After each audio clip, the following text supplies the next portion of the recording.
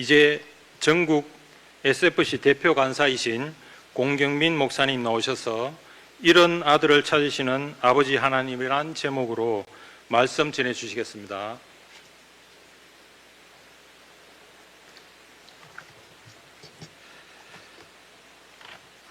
네, 반갑습니다. 네, 우리 옆에 분도 인사할까요? 반갑습니다. 네, 반갑습니다. 저는 SFC라는 단체, 저희 고신에 소속된 중고대학부 이름을 SFC라 하는데 그 SFC에서 간사로 섬기고 있는 공경민 목사입니다. 오늘 이렇게 교육위원회 헌신예배 설교자로 불러주신 우리 황성아 목사님, 네, 같이 SFC 간사를 좀 오랫동안 했었습니다. 교육위원회와 당회와 그리고 박남수 목사님, 예, 옛날부터 알고 지냈는데 오늘 이렇게 불러주셔서 너무 감사드립니다. 여러분, 교육이 무엇입니까? 교육, 가르치의 교자에 기를 육자입니다. 교육이라는 것은 지식적인 내용을 가르칠 뿐만 아니라 한 사람을 키우는 것이 바로 교육입니다. 아프리카 속담에 한 아이를 키우려면 마을이 필요하다는 말이 있습니다. 우리 한 사람 한 사람을 생각해 보면 우리 자신도 지금까지 커오면서 수많은 사람들의 영향을 받으면서 그렇게 지금까지 커왔습니다. 그 말은 무슨 말이냐? 오늘 우리는 다음 세대 교육을 위해서 헌신 예배를 드리긴 하지만 교육의 정의가 이렇다 한다면 1년에 주일 한 번 교육 관련 이슈로 예배 한 번 드린다고 해서 진정한 교육이 이루어질 수는 없다는 뜻입니다. 교육은 어쩌면 평생에 걸쳐서 전인격적으로 총체적으로 이루어져야 될 그런 일입니다. 저희 SFC는 이런 전인적인 교육을 위해서 주일 공예배뿐만 아니라 주 중에도 말씀 묵상하고 기도하는 훈련을 시킵니다. 교회에서뿐만 아니라 학교에서도 그리스도인으로 살아갈 수 있도록 가르칩니다. 목사님과 간사님께 말씀을 배우는 것뿐만 아니라 선배와 친구들을 통해서 작은 공동체를 이루며 그 공동체 안에서 참된 그리스도인으로 성숙하고 성장해 나가도록 돕고 있습니다. 지식적인 교육뿐만 아니라 삶의 변화, 세상의 변화를 위해서 운동을 시도하고 수행하기 위한 양육, 교육, 훈련을 함께 시킵니다. 오늘 신매계 또한 이 교육위원회 헌신 예배를 드리면서 총체적인 교육, 전인격적인 교육, 평생 교육 이런 것과 관련해서 다양한 고민과 도전을 해볼 수 있기를 소망합니다. 오늘 말씀해 보시면 예수님이 바리새인 서기관들을 교육하고 있습니다. 예수님은 비유라는 방식으로 그들을 교육하고 있습니다. 우리가 잘 알다시피 성경이 가르치는 교육의 내용은 크게 세 가지입니다. 성경은 첫째, 삼위일체 하나님과 우리의 창조에 대해서 가르칩니다. 둘째, 예수 그리스도의 죽음과 부활 그리고 우리의 구원에 대해서 가르치고 있습니다. 세 번째로 성령 하나님 인도하심과 종말의 심판에 대해서 성경은 잘 가르치고 있습니다. 그런데 오늘 이 말씀, 예수님의 비유에 대한 이 말씀도 유대인 바리새인들을 향해서 내가 누구냐를 가르치고 있는 것입니다. 예수님이 없이도 마치 구원과 영생을 얻을 수 있을 것처럼 착각하고 있는 저 바리새인과 유대인들을 향해서 세리와 창기들을 받아들이고 있는 예수님을 조롱하고 멸시하고 있는 저 유대인과 바리새인들을 향해서 비유를 통해서 교육시키고 있는 것입니다. 여러분, 우리가 잘 알듯이 오늘 말씀은 우리가 아주 잘 알고 있는 말씀입니다. 어떤 집에 두 아들이 있었죠? 이 두 아들이 있었다. 네, 우리 황성아 목사님 집에도 두 딸이 있네요. 네, 두 딸. 네, 미안합니다. 유주하고 유은이. 예. 저희 집엔 3명 있습니다.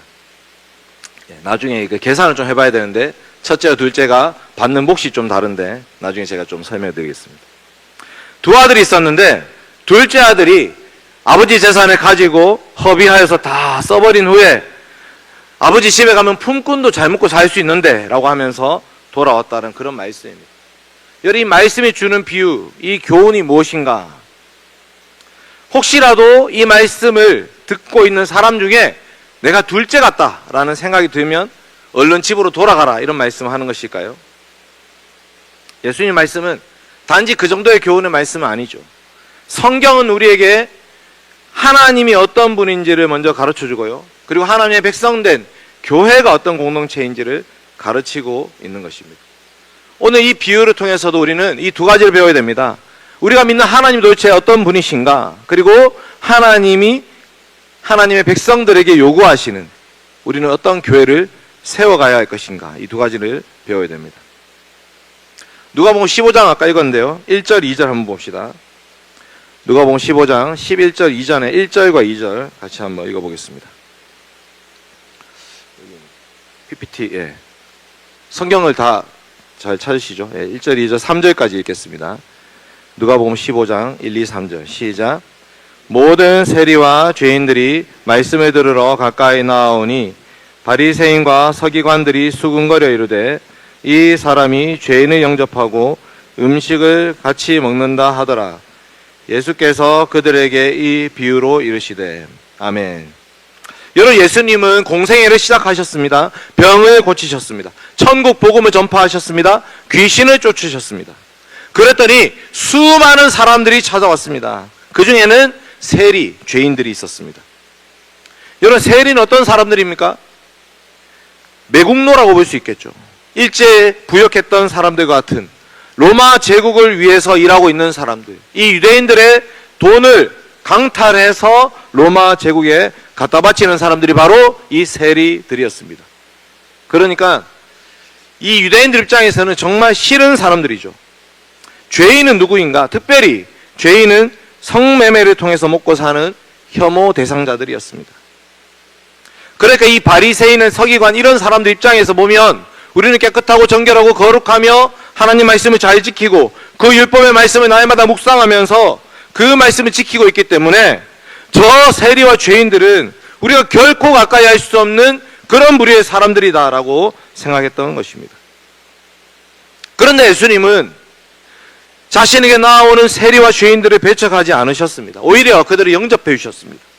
그들과 함께 식사를 나누셨습니다. 잔치 자리에 초대를 해주셨습니다. 그 모습을 보고 이 바리새인 서기관들이 수군거렸던 것입니다. 아니, 저 하나님의 아들이라는 분이, 거룩한 하나님의 아들이라고 주장하는 저 사람이 어떻게 저 세리와 죄인들을 영접하고 그들과 함께 식사를 한단 말인가? 이런 배경 속에서, 이런 상황 속에서 예수님이 세 가지 비유를 하고 있습니다. 그 중에 오늘 말씀은 세 번째 비유인데요. 첫 번째 비유는 뭐냐? 100마리 양 중에 한 마리 잃어버리면 어떻게 하냐? 그러면 한 마리 양을 찾기 위해서 온 사방을 다 쫓아다니고 그 양 한 마리 찾으면은 너무나 즐겁고 행복해서 양을 어깨에다 메고 집으로 돌아와서 친구들, 이웃들 다 불러 모아서 잔치를 연다는 말씀입니다. 양, 100마리 중에 한 마리의 양. 두 번째 비유는 뭐냐면 10드라크마의 비유입니다. 10드라크마는 일꾼들의 하루 품삯을 말하고 있습니다. 그러니까 이제 우리가 그 동전, 드라크마가 동전으로 되어 있는데, 그 동전하니까 우리는 500원짜리가 제일 큰 동전이잖아요. 500원짜리 잊어버리면 뭐 불 켜고 찾겠습니까? 그렇지 않죠. 이 드라크마라는 것은 지금으로 치면 10만원, 20만원짜리 정도 된 은화입니다. 이런 10마리, 20마리 잊어버렸는데도 뭐 그럴 수 있지 이렇게 내버려 두시겠습니까? 그렇지 않죠. 등불을 켜고 빗자루를 쓸고 쓸어서 찾을 때까지 찾습니다. 그렇게 해서 찾고 나면 어떻게 하냐? 또 벗과 이웃을 불러 모아서 함께 즐기자. 내가 이런 드라크마를 찾아내었노라. 이렇게 얘기하고 있습니다. 이 두 가지 비유의 결론이 똑같습니다. 7절 한번 볼까요? 누가복음 15장 7절. 7절 시작. 내가 너에게 이르노니 이와 같이 죄인 한 사람이 회개하면 하늘에서는 회개할 것 없는 의인 99으로 말미암아 기뻐하는 것보다 더하리라. 아멘. 키워드는 죄인 한 사람이 회개하면 기뻐한다고 말씀하시는 것입니다. 15장 10절도 볼까요? 15장 10절 시작. 내가 너희에게 이르노니 이와 같이 죄인 한 사람이 회개하면 하나님의 사자들 앞에 기쁨이 되느니라. 예, 죄인 한 사람이 회개하면 하늘에서는 잔치가 열리고 기쁨이 있다. 이렇게 말씀하고 계시는 것입니다. 그러고 나서 오늘 말씀 세 번째 비유입니다. 그 의미와 내용은 똑같습니다. 그런데 뭐가 달라지고 있냐? 비중이 달라지고 있습니다. 100마리 양 중에 한 마리, 10드라크마 중에 한 드라크마. 오늘 말씀은 두 아들 중에 한 아들. 100분의 1에서 10분의 1로, 10분의 1에서 2분의 1로 줄어들고 있습니다. 여러분, 이 비유에서 비중으로 보자면 뭐가 제일 소중하겠습니까? 아들이죠, 아들. 2분의 1, 둘 중에 하나를 찾은 것입니다. 예수님은 지금 세리와 창기들, 이 세리와 죄인들에 대해서 뭐라고 말씀하시냐? 이 사람들은 2분의 1이다. 잃어버린 아들이다. 이 잃었다는 말은 무슨 말이냐? 원래 내 자식이었다, 이런 말입니다. 여러분, 우리가 교회에서 다음 세대를 양육한다고 말하고 있습니다. 우리는 이 아이들을 키울 때에 어떤 마음으로 키워야 되는가? 이들은 바로 하나님의 언약 백성이라는 것을 잊어서는 안 됩니다. 우리 자녀들을 믿음으로 인도하는 것, 우리 자녀들이 말씀과 기도로 신앙을 붙들고 살아가는 것, 그것은 마치 이 둘째 아들을 받아들이는 것과 같은 그런 일입니다. 물론 복음을 전해서 믿지 않는 가정에서 나오는 이 자녀들도 너무나 귀합니다. 그렇지만 우리 장로교회에서 특별히 언약을 강조한다면 우리 자녀들을 이 둘째 아들처럼 생각하면서 키워야 된다는 것입니다. 장로교회에서 예정론을 강조하죠. 근데 예정론을 강조하다 보면 한 가지 착각하는 것이 있습니다. 뭐냐? 하나님의 택하신 백성들은 가만히 내버려둬도 저절로 믿을 거라고 생각하는 것입니다. 여러분, 예수님의 비유와 예수님의 말씀과 예수님의 사역을 한번 생각해 보십시오. 예수님 팔짱 끼고 가만히 있습니까? 이렇게? 어떻게 하십니까? 스스로 알아서 찾아올 때까지 예수님 가만히 기다리고 계십니까? 그렇다면 예수님은 사마리아 여인을 왜 만나러 굳이 가셨습니까? 삭개오를 만나기 위해서 왜 굳이 여리고로 내려가셨습니까? 왜 베데스다 연못가를 찾아가십니까? 우리가 이 복음을 전할 때에 우리 자녀들을 믿음의 길로 인도하기 위해 애를 쓸 때에 그때 우리에게 필요한 마음이 무엇인가? 바로 그 잃어버린 양 한 마리를 찾고자 하는 마음, 잃어버린 드라크마를 찾고자 하는 그런 마음, 잃어버린 아들을 찾아 나서고 있는 그 아버지의 마음. 우리는 그런 마음으로 사역을 해야 되는 것입니다. 그리고 사실 우리가 바로 잃어버렸던 둘째 아들입니다.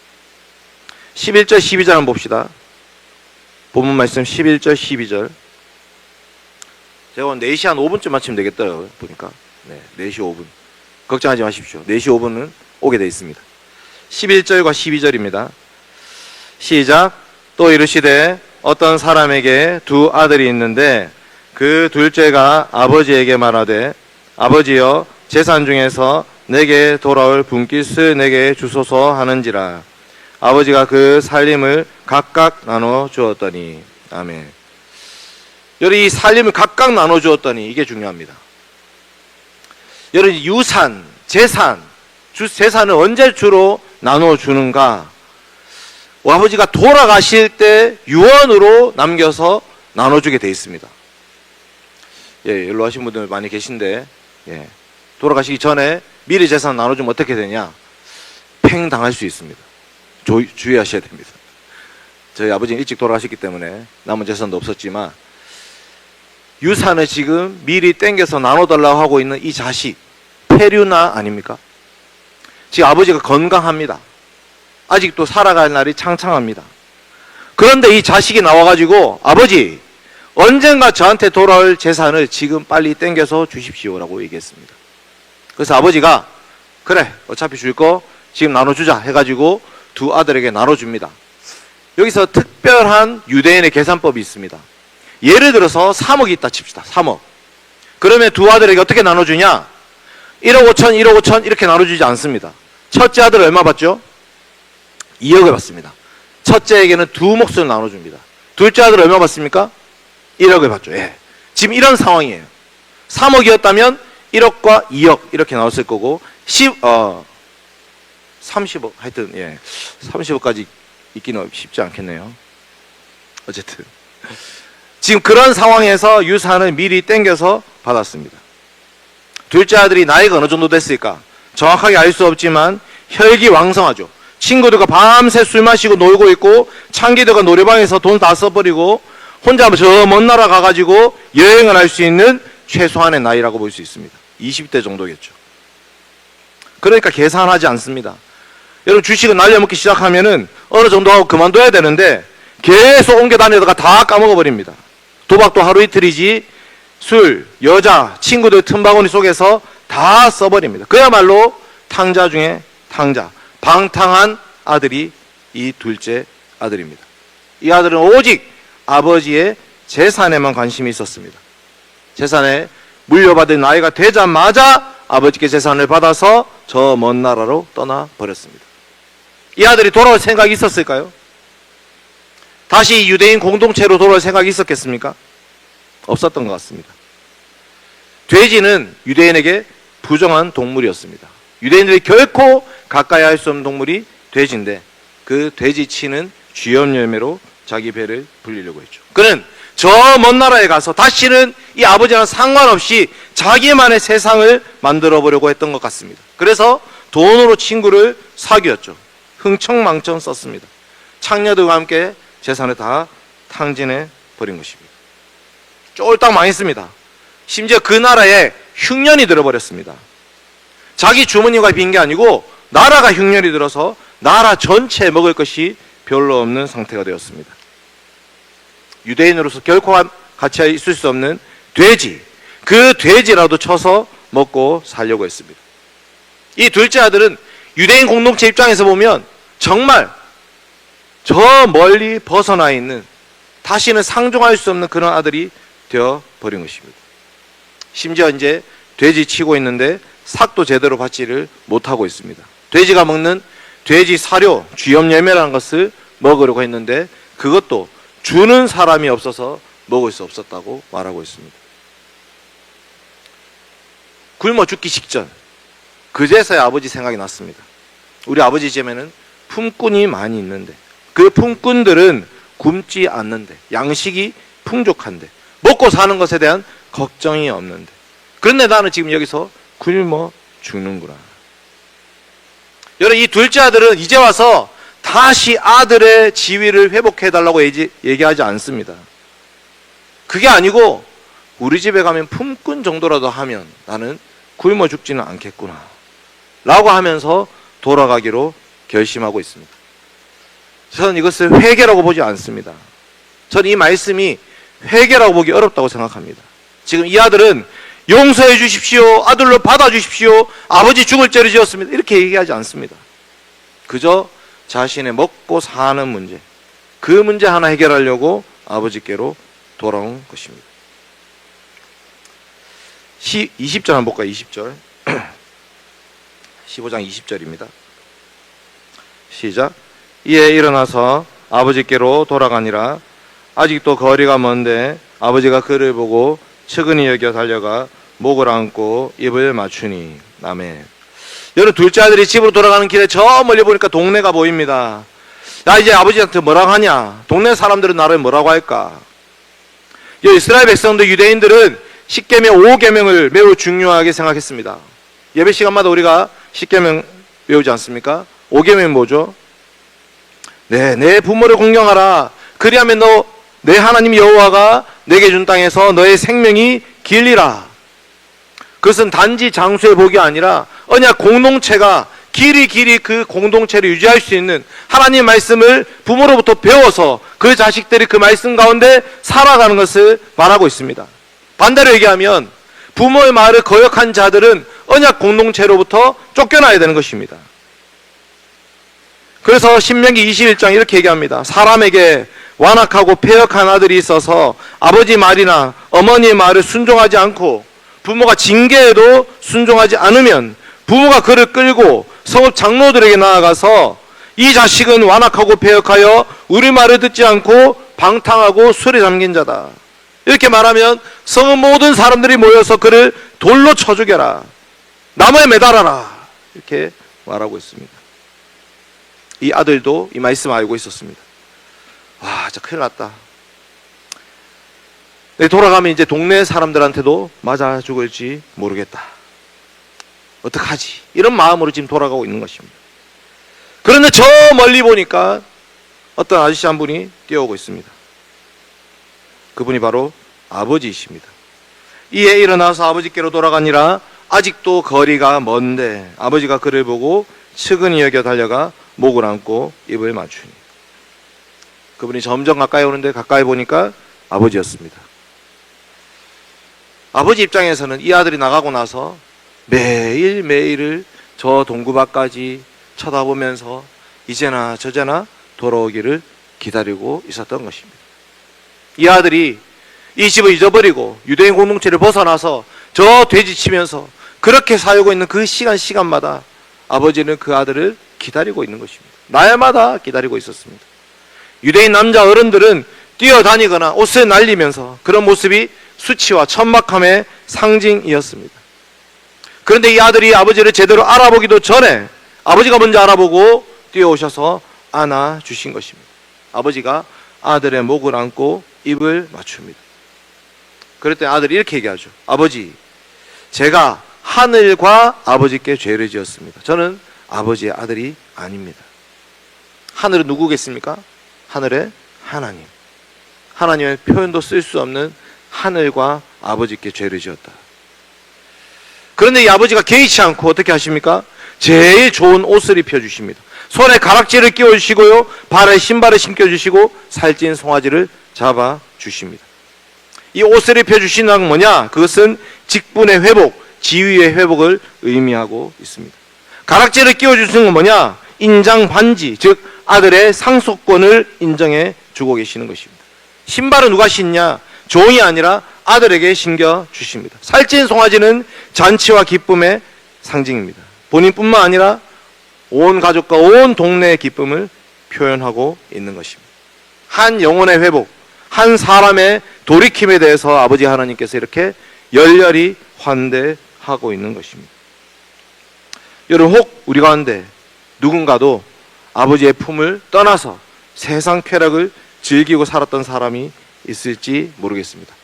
물론 오후 예배 드리신 분들은 없을 것 같네요. 세상 쾌락 즐기신 분은 지금 다 나갔겠죠. 그렇지만 우리가 아버지 품으로 돌아왔던 그때를 한번 생각해 보십시오. 우리가 아버지 품으로 돌아왔을 때 우리 교회가 또 일이 많았잖아요. 그 수많은 일들 가운데 이 교회가 다양한 어려움 속에 있다가 다시 이 품으로 우리가 돌아왔을 때 천국에서는 하늘 잔치가 열리고 있는 것입니다.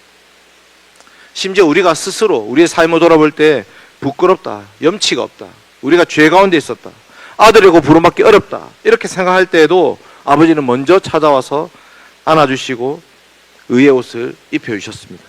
예수 그리스도의 대속의 옷, 그 십자가의 피의 옷을 우리에게 입혀주셨습니다. 아버지께서 우리에게 성령의 도장을 찍어 주셨습니다. 우리 발에 신발을 신겨주시고 우리 발을 보호해 주셨습니다. 우리를 하여금 수치를 당하지 않게 하시고 멸시받지 않게 해주시면서 온 동네 사람들에게 자랑을 하십니다. 제 아들이 드디어 돌아왔습니다. 잔치를 즐깁시다. 동네 사람들 다 나오십시오. 함께 먹고 마시고 즐깁시다.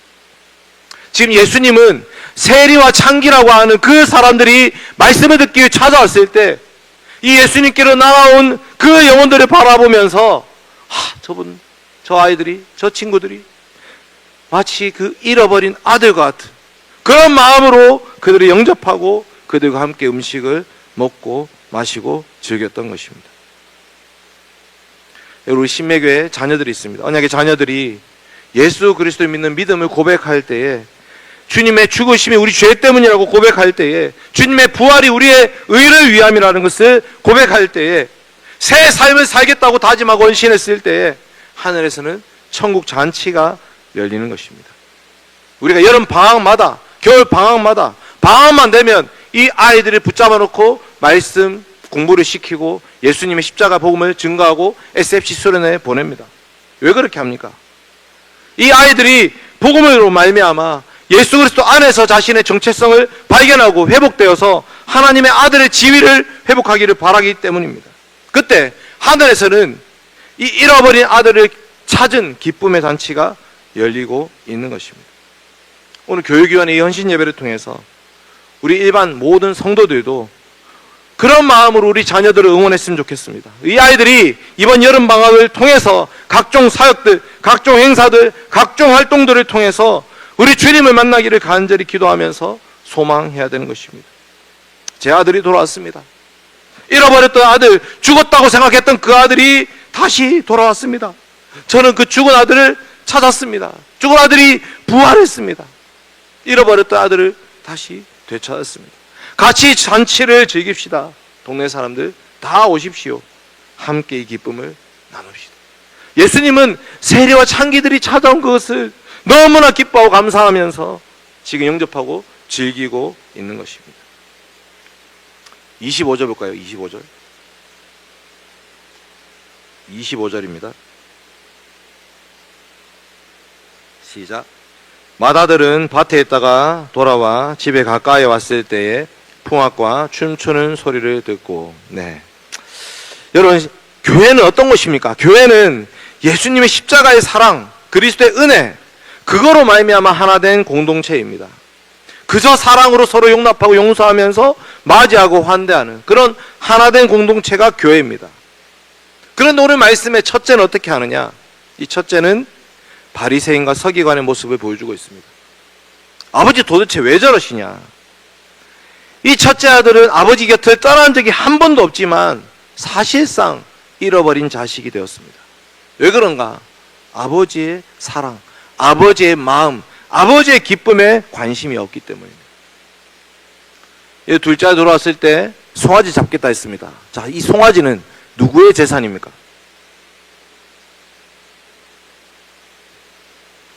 아버지의 재산을 다 나눴잖아요. 지금 3억을 2억과 1억으로 나눴잖아요. 송아지는 누구의 재산입니까? 자기 재산. 아버지 지금 장난칩니까? 이거 지금 제 건데, 제가 먹고 마시고 즐겨야 될 저의 재산인데 어떻게 제 거를 갖다가 저 둘째 아들한테 줍니까? 이 첫째 아들은 뭐에 관심이 있냐? 자기가 물려받은 유산, 상속, 그동안 자기가 해왔던 자기의 자랑, 자기의 의, 내가 받아야 할 대가, 그런 데만 관심이 있는 것입니다. 저는 그동안 아버지 말씀 어긴 적이 없습니다. 여러 해 동안 묵묵히 섬겼습니다. 아버지 곁을 떠난 적도 없습니다. 나한테는 염소 새끼 한 마리도 잡아준 적이 없습니다. 근데 어떻게 저 더러운 자식, 창녀들과 함께 재산을 다 삼켜버린 저 쓰레기 같은 그런 자식이 왔다고 어떻게 이런 잔치를 열 수 있는가? 이 아들은 전혀 아버지의 마음에 관심이 없고 자기가 받을 대가에만 관심이 있었습니다. 아버지 마음이 너무 아픕니다. 얘야, 내 것이 다 너의 것이 아니냐? 지금 죽었던 아들이 살아 돌아왔는데, 내가 잃어버렸던 아들을 다시 찾았는데 너 지금 무슨 소리를 하는 거냐? 너는 나의 기쁨이 도대체 뭔지 알지 못하고 있구나. 우리가 함께 모여서 주일 예배를 드립니다. 왜 예배를 드리죠? 물론 우리가 이 땅에서 신앙생활 잘하려고 예배를 드리는 것도 있습니다. 그렇지만 우리 이 땅에서 드리는 이 예배는요, 종말에 있을 영원한 하나님 나라에서 드릴 그 천국 잔치를 이곳에서 맛보고 경험하는 것입니다. 하나님 아버지께서는 우리를 둘째 아들과 같은 우리를 받아주셨습니다. 예수 그리스도의 십자가의 피로 우리를 구원해 주시고 성령의 도장을 찍어 주시고 의의 옷을 입혀 주시고 하늘 잔치에 초대받은 자로서 말씀을 먹고 마시게 해주셨습니다. 그 말씀을 실제로 먹고 마시는 것이 또 성찬입니다. 그런데 우리 중에 어떤 이들은 전혀 이 기쁨과 은혜의 잔치에 동참하지 못하는 자들이 있습니다. 그들은 아버지 하나님의 마음에 관심이 없는 것입니다. 그저 우리가 받을 재산, 우리가 이 땅에서 누릴 부귀, 영화, 이런 데만 관심이 있습니다. 이 첫째 아들은 비록 아버지 옆에 있긴 하지만 잃어버린 자식입니다. 그런 자들은 결코 이 잔치에 참여할 수가 없는 것입니다. 교회는 뭐냐? 교회는 우리의 의와 우리의 공로와 우리의 행위를 자랑하는 곳이 되어서는 안 됩니다. 바리새인 서기관과 같은 자들이 우리는 얼마나 열심히 율법을 지키며 살았습니까를 자랑하는 곳이 되어서는 안 됩니다. 우리 다 둘째 아들 같은 자식들이었습니다. 우리 다 마찬가지입니다.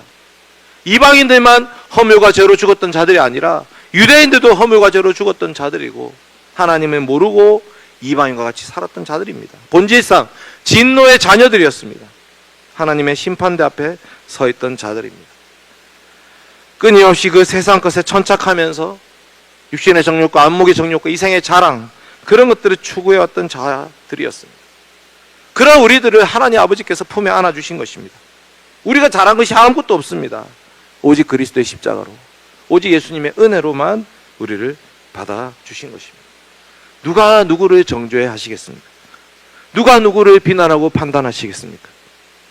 우리의 자녀들이 이제 이 여름 방학 동안에 예수 그리스도의 복음을 믿고 듣고 그것을 세상에 나가서 증거하고 아웃리치를 가고 이렇게 하는 것들이 이 복음으로 살아가기도 하지만 이 모습들이 하나님 아버지 보시기에 얼마나 기쁘고 행복하실까.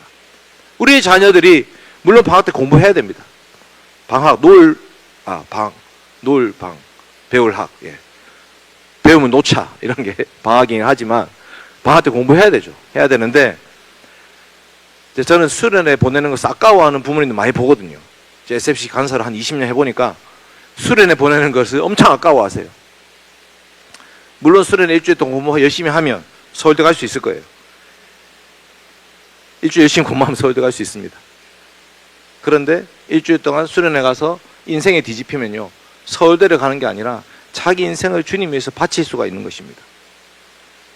여러분, 이것은 놀라운 변화입니다. 이 땅에서 좀 더 잘 먹고, 이 땅에서 좀 더 평수 넓은 집에 살고, 이 땅에서 좀 더 차 업그레이드 시키고, 과연 우리의 자녀들을 그렇게 키우려고 하시는 것인가? 아니면 이 세상에 알지 못하는 비밀을 가진 자들로 천국의 기쁨을 누리면서 이 땅을 살아가게 할 것인가? 우리는 둘째 아들과 같은 그런 자녀들을 위해서 기도해야 됩니다. 우리 신매교회가 이 아버지처럼 동네 잔치를 열어야 됩니다. 하나님, 우리 자식이 드디어 주님을 알게 됐습니다. 주님을 믿게 됐습니다. 그 인생을 주님 위해서 헌신하기로 했습니다. 하나님의 기쁨과 하나님의 은혜와 하나님의 사랑에 관심을 가져야 됩니다. 하나님 아버지께서 우리 신매교회 성도들을 너무나 귀하게 주셔서 이렇게 불러 모아 주셨습니다. 그리고 우리에게 자녀들을 허락해 주셨습니다. 이 자녀들이 믿음의 공동체를 앞으로 계속 이어가야 됩니다. 세상에서 조금 배고플 수 있습니다. 세상에서 조금 지위가 낮을 수 있겠죠. 뭐 어떻습니까? 우리 다 1등 합니까? 세상에서? 우리 다 세상에서 잘났고 세상에서 많은 것을 벌고 살고 있습니까? 그렇지 않잖아요. 그래도 우리는 하나님의 은혜 가운데서 기뻐하고 감사하며 살고 있지 않습니까? 우리 자녀들이 이 교육위원회 헌신 예배를 통해서 이 아이들이 얼마나 귀한 자식들인지, 무엇을 중요하게 생각하면서 앞으로 살아갈 것인지 우리가 함께 고민했으면 좋겠습니다. 세상은 대학을 잘 가는 것이 교육에 성공한 것이라고 말하고 있지만 우리는 하나님께 영광을 돌리는 것이 성공한 것이라고 말해야 됩니다. 사람의 제일 되는 목적은 하나님 영화롭게 하며 그로 더불어 영원토록 즐거워하는 것, 하나님의 영광에 동참하는 것이 우리의 기쁨이 되는 그런 우리 신매교회 되시길 바랍니다. 같이 기도하겠습니다.